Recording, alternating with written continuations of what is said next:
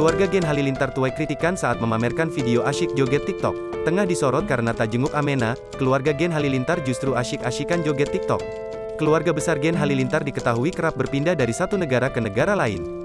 Bahkan, saat momen Idul Fitri lalu, keluarga dengan jumlah anak yang tak sedikit itu merayakannya dengan berumrah ke Tanah Suci.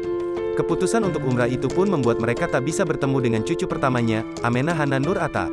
Ayah dan ibu Amena, Aurel Hermansyah dan Atta Halilintar serta keluarga besar kakeknya ke Singapura dengan harapan bertemu keluarga Gen Halilintar.